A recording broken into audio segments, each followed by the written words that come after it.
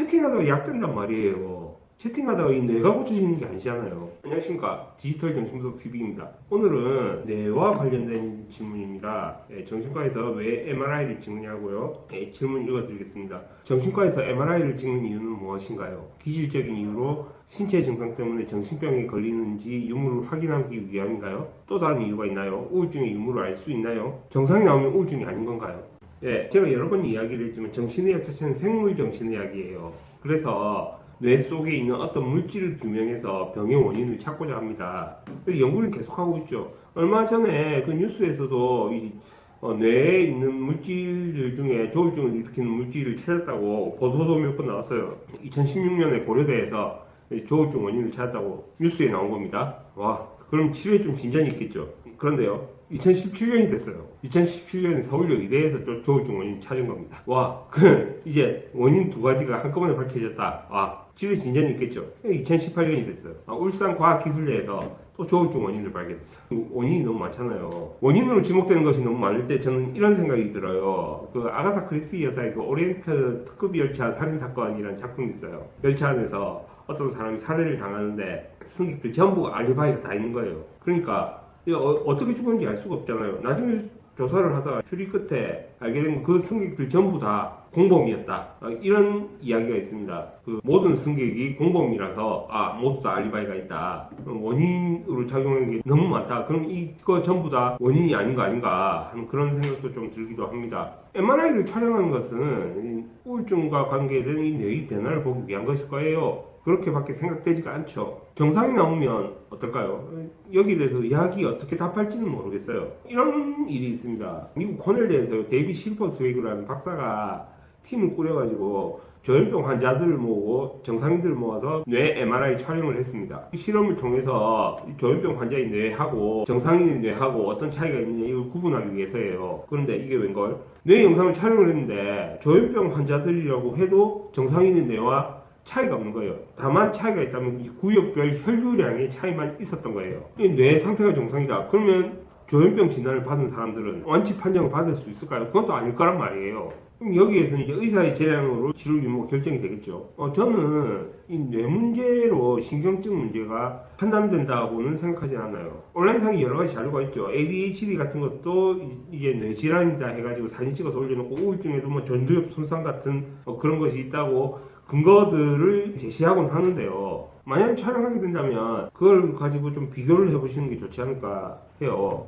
실화 영화 중에 브레인 온 파이어라는 영화가 있습니다. 저도 재밌게 본 영화인데 이 주인공이 갑자기 행동이 이상해져요. 그래서 조울증이나 정신분열증 진단도 받을 뻔해요. 행동도 이상해지고요. 이 영화상에 드러나는 행동들을 봤을 때는 신경증적 행동이라고 보이는 것들이에요. 그래서 이제 MRI 촬영을 하거든요. MRI 촬영을 해도 뇌에 이상이 없어요. 엄청 고생을 했거든요. 진짜 자기 진단명이 뭔지 찾기 위해서. 이 주인공은 신문사에 근무하면서 아주 뛰어난 성적을 올리던 사람이었어요. 이 병의 원인을 찾기 위해서 고군분투해가지고 마지막에 이 병의 병명을 찾습니다. 아주 희귀한 질환이에요. MNDA 수용체 뇌염이라고 자가 면역 질환이에요. 면역체계가 뇌 방구를 공격을 해서 행동상의 이상이 일어나는 겁니다. 이것을 찾고 이 치료를 하니까 괜찮아진 거예요.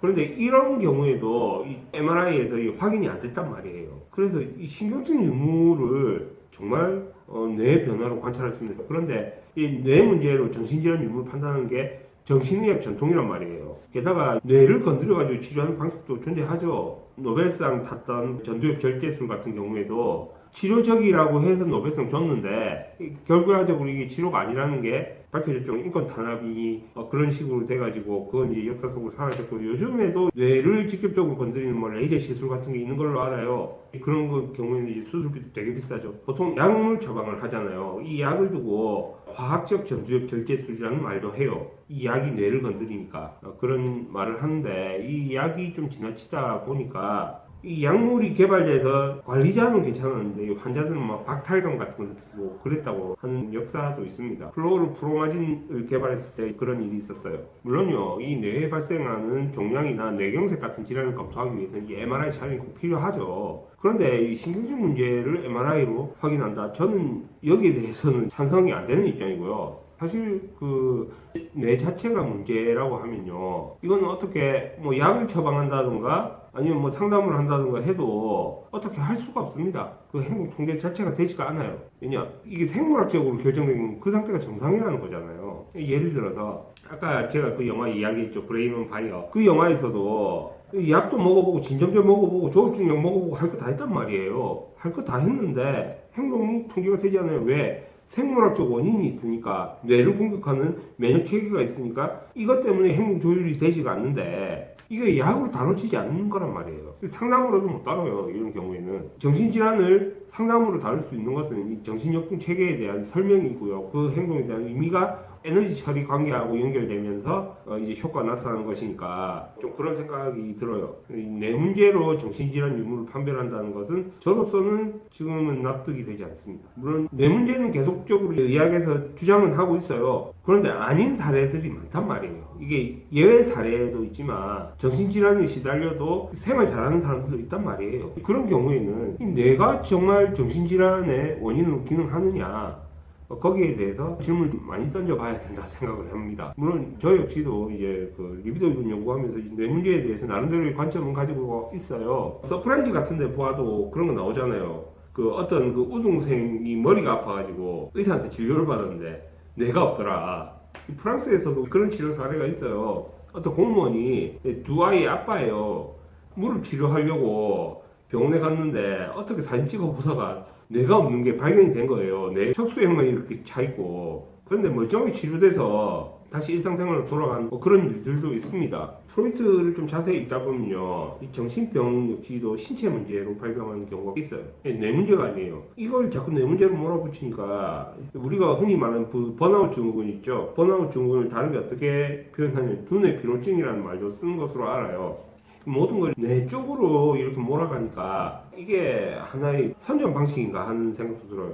특히나 그 청소년들도 자기 기능 향상을 위해서 뇌 문제 자꾸 생각하잖아요. 약 먹으면 기능 올라간다, 뭐 이런 것들에 좀 혹하기도 하고요. 그런 기능에 매료돼서 거기에 그 홀리면요, 이상한 믿음처럼 이렇게 형성이 돼요. 특히나 그 제 내담자도 공부는 안 한대요. 약을 먹으면 공부 잘할 수 있다고 믿었던 애가 있어요. 그러니까 거기에 대해서는 확실히 반박을 해요. 씨를 뿌려야 열매를 걷는데 씨를 뿌리지 않으면 어떻게 열매를 걷어내겠냐, 그런 생각도 좀 해볼 수가 있고요. 또는 신체가 약해져 있을 때 약이 들어가면 그걸 못 견딜 때도 있습니다. 몸이 못 견뎌요. 뇌가 문제가 아니라요. 그래서 진짜 이 뇌의 문제라면 이것은 치료를 해야 되는 거죠. 이거는 정신의학이 아니라 신경과에서 다뤄야 하는 문제가 되죠. 저는 정신분석을 하다 보니 이 뇌 문제에 대해서는 좀 보수적인 입장이에요. 프로이트는 뇌는 덩어리로 연구되어야 할 가치가 있는데 여기에 대해서 신경증의 원인들을 여기 다 때려 박아버리니까 오히려 이걸로 인해서 혼란이 발생한다,